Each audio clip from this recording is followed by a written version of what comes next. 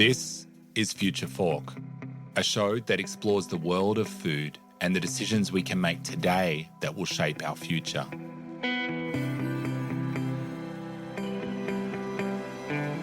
On the show, you'll hear from innovators in the food space.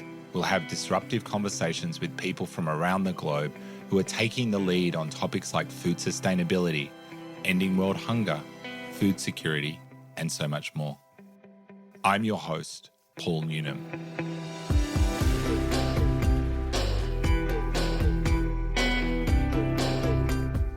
In this episode, we're talking to Rodrigo, Afonso, or as he prefers, Kiko.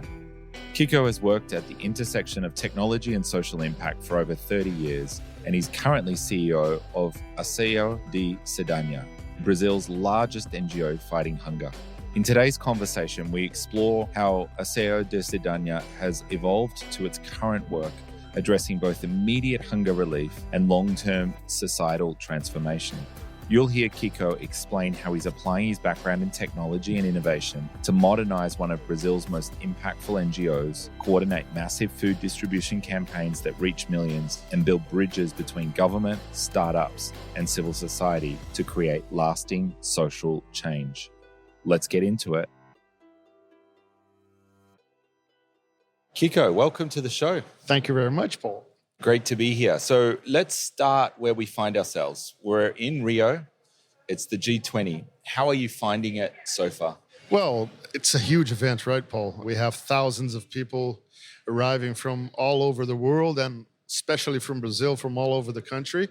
Of course, some bumps at the beginning. We saw some difficulty on accessing the event, but overall, the discussions are very good. We have a lot of very good panels, very good representatives talking about all the themes that the G20 should talk about. It shows a lot that the civil society is in need of places like this to talk about it and take their thoughts to the G20 members. So I'm very happy on that behalf. People are eager to talk, eager to reunite and to bring their ideas and discuss. And I hope it gets to the G20 members and sensibilize them to something good. So what would some of your main goals or messages be for this week? As you know, Ação da Cidadania, my organization works mainly focused on fighting hunger and poverty. We are very looking forward for the Global Alliance Against Hunger and Poverty that President Lula is proposing at the G20 event. We're already working even with you guys in partnership, doing a lot of things that we think is important to engage other civil society organizations, also to engage other countries so they understand the importance of fighting hunger. As we tell everybody, that's the fundamental layer of the survival of any individual. So you don't have health, you don't have jobs, you don't have democracy if you don't have a person well fed. So that's our main focus here, to try to make people understand the importance of food security, fighting hunger and poverty, so we can have a better world. You mentioned your organization. It's one of Brazil's largest NGOs. For anyone who doesn't know, talk to us a little bit about your organization's mission. Sure. Our organization was founded by a sociologist called Herbert de Souza, known as Betinho in Brazil. For people to get a reference on the size of what he was in Brazil, he was something like a Brazilian Gandhi. So he was a very important person in the country. He led a lot of themes and fights and struggles for the society. One of them was hunger, but he led also the fight against AIDS. And today, Brazil is a leader in the world on providing support for people carrying the virus. He also led the democracy process after he came back from exile. So he was really a person that brought to Brazil the vision of a better future for people. And his main goal was fighting hunger. He couldn't stand walking on the streets, seeing a person laying on the street and saying, why is that guy there? I mean, how can we produce so much food in the world and still have so much poverty, so much people laying on the streets? And we just think it's natural. We walk by it and think it's natural. So for him, it wasn't natural. And he brought to Brazil the number that we had 32 million people in our country in hunger at 1993. So that started there. Ação da Cidadania was launched there as a campaign. And after a few years, it became an organization doing campaigns to get food to these people, but also to fight for better policies so they can be removed forever from hunger, right? And that's something that happened in Brazil. Our struggle was something that motivated the politicians to make new laws. And when Lula entered in 2002, he bought the idea of fighting hunger as his main central business as a government, right? And that made Brazil get out of the hunger map. So in 2014, Brazil is removed of UN's hunger map. And that's something that we looked as a win for Betinho's struggle, his inspiration of the government and society on fighting hunger. And that's why until today, we're on the same struggle. So you're 30 years on. In 1993, when you were founded, that was obviously a big issue. What's changed? What's the same now? Still the same struggle, but what's different? It's very unfortunate that we're still here, Paul. I mean, 30 years later, we're still fighting hunger. We don't feel happy being here. I usually say that serious organizations fight to be self-extinct. So we don't want to exist. We exist because there's a lack of policies, a lack of people involved on the struggle, on political decisions to make hunger end. Betinho said that a lot. Hunger is a political decision.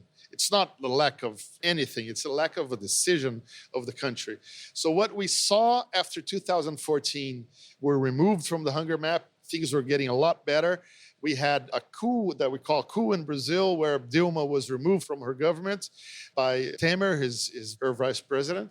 And after that, policies were completely destroyed. The policies that made us get out of the hunger map. And as bad as it was with then Bolsonaro getting in and deepening the destruction of these policies, and we had COVID on top of all of that, there's one thing that we learned on all these 6 years of a government that was against these policies, against the poor people, that we learned that these policies work. So when President Lula comes back, in the first year, he reduces hunger from 33 million people to 8 million in just 1 year. Just with these policies that we know they work, right?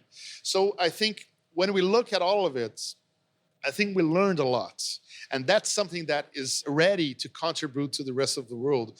So we have a benchmark that shows that the policies work. If you really have a political decision, if you have money to make it work, it's going to work. No, I think that's an amazing contribution, is knowing what's tested and what works and being able to show it's worked again. Yeah. Exactly. When implemented, because I think that really is one of the questions people ask is, can we end hunger? Can we Is it really do possible, it? Is it right? possible? And it's great to see Brazil showing that that's possible. So in the next 12 months, what's the main focus for your organization? Well, after the G20, we're going to still be struggling for countries, organizations to join, of course, the Global Alliance Against Poverty and Hunger. But we have COP30 around the corner, right? We're looking forward to that also. Food security is very connected to climate change. It's very connected to sustainability, how the food is produced, how this impacts the environment. So that's something that 2025, we're going to be really focused on how we can help reach COP30 with good speeches, with good information, supporting people to bring this information to the leaders that are going to participate in the discussions, so we can also look at the food systems and try to transform them to something more healthier, sustainable for the environment, and available for all the people, because we don't want a food that's great, healthy, etc., but not accessible by the poor people. We need this food to be accessible to everybody. So what would you say are the biggest challenges in achieving that goal? As Betinho told us, taught us, political decision, man. I mean, we have all the tools on the table. I mean, if you're a surgeon, you're going to enter the surgery, you're going to see all the tools on the table, you know what you're going to use. But imagine if you're this doctor, enter on the room and there's like just a screwdriver. What are you going to do? So that's not what's happening. We have these tools on the table. They're ready to get use to work and make them transform the world. So we have to have this political decision. And the countries, the wealthy countries, need to understand that money has to go more to these things than to wars and other things, right? So we have the possibility to change the world in a couple of years. It's not something very difficult. We have to make this decision. And I think the Alliance, COP30 are opportunities so we can make this change and make it last. No, absolutely. So some of your work also has been advocating for startups. And how does that complement your mission? You know, my beginning of my professional work was with technology. I worked a lot with technology. My father is a person very important in Brazil on internet because he was one of the minds bringing internet to Brazil. So since I was a kid, I was at school, still at school, I was already connected to the internet and people didn't even know what it was. I went to my graduation, and when I did my graduation, my teachers didn't know what internet was, and I already was using emails and etc. So this knowledge of technology, startups, brings you an open mind to how you deliver solutions more effectively. I mean, technology allied with social impact is something that can make a big change. And that's what we do in our organization. We bring technology together, trying to understand how it can impact more, how it can leverage more our impact on these projects that we do. And that's something that has proven us to grow each year and impact a lot of more people. So only during COVID, we could impact more than 20 million people in the country. So if we didn't have technologies, if we didn't have a process based on these technological processes of developing projects, of like the building of these projects on fast ways, how startups do. So the good thing of startups that I learned a lot is that they test a lot, the solutions. So they build up an idea. It's not like the old engineers that would build up all the project on the paper, and after it's all on the paper, you implement it. What we do today is that we test it on fields very quickly. If it works, we're gonna make it bigger. If it doesn't, we just put it away and start again and try again. So I think that's all together making Ação da Cidadania thrive on what we're doing. So what's an example of one of these technologies or approaches that you're excited about? There's one approach, even there's one project that was approved to be in the basket of the Global Alliance, of the policies in the Global Alliance. That's called, in English, it's called active search. So what we do is that we're using WhatsApp as a simple technology as it is, to make our community leaders connect with people on the streets and people in very poor parts of the country to understand if they have access to the policies that are implemented for them, like Bolsa Familia and programs. So we empower these community leaders so they can know if this guy has access and is not accessing the programs that could make him change his life. Because these guys, for ignorance or difficulty on access of information, they just don't know they have these rights to receive these benefits. So what we're doing is with a very simple technology, because that's also very hard for these people to use systems, complex systems, because they have to pay the charges of the telephone networks. They have to have very good telephones on big systems. With WhatsApp, that's simple. So he can use a WhatsApp to make all these questions, and after that, they're going to organize the life of this person and make him get inside the Brazilian programs. And that information sharing is both accessible, but it's also scalable because of the platform. Exactly. Brazil is like the leader in the world on using WhatsApp. I know US is also growing, and we're talking about WhatsApp, but there's a lot of other technologies like that that are very simple. I think the big thing on these projects is how do you make something very simple so it can work? Because when you make it too complex and the process is too complex, it's not going to work. So we have to make it simple using technology so we can reach more, but make it simple to be implemented. Absolutely. So for companies or individuals wanting to support your work, what are the most impactful ways they can contribute? I think any NGO is going to answer that we need financial support. I mean, hunger worldwide is not an SDG that is very well funded. So people usually look at SDG 2 as an SDG that's going to be solved by the other SDGs. So they're going to invest in education, they're going to invest in health and entrepreneurship. But there's a layer of our community that's in extreme poverty. So you imagine a guy that doesn't have food today. He doesn't have money to buy a clothes to go to an interview. He doesn't have money to take a bus to go to an interview. He has to open his eyes every day and say, I have to go to the streets to find food for my kids.